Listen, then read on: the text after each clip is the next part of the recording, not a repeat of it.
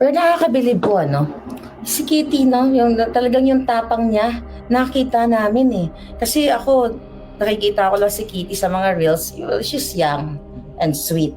Pero nung nakita namin kung paano inabdak ang Pangulo, kung paano kayo ginipit doon, nagpakita siya talaga ng kanyang pagiging firm, matapang na bata at young age at may paninindigan. So ano pa, as a mother, paano niyo po ba, brief and concise lang, ano sa amin, si Kitty, i-describe? Sabi ko nga hindi, noong pa yan, sabi ko, surrender ako sa anak ko kasi kaugali siya ng tatay niya. Okay? Sabi ko nga sa loob, sabi ko sa papa niya, sabi ko, you will be proud of her kasi talagang kaugali siya ng tatay niya. Wow. Kaugali siya ng tatay niya. Kitang-kita naman namin.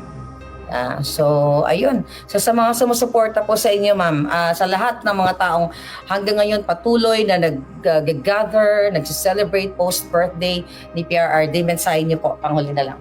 Maraming salamat sa inyong lahat. Alam ko, nagdarasal kayo.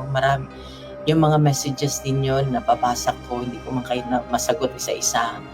Pero ito lang ang hiling ko talaga, wag ho tayong tumigil. Kasi hindi naman hindi ako pwede mag-give up, hindi tayo pwede mag-give up. Tulungan nyo kami na maibalik ho namin siya sa bahay namin. Maraming salamat.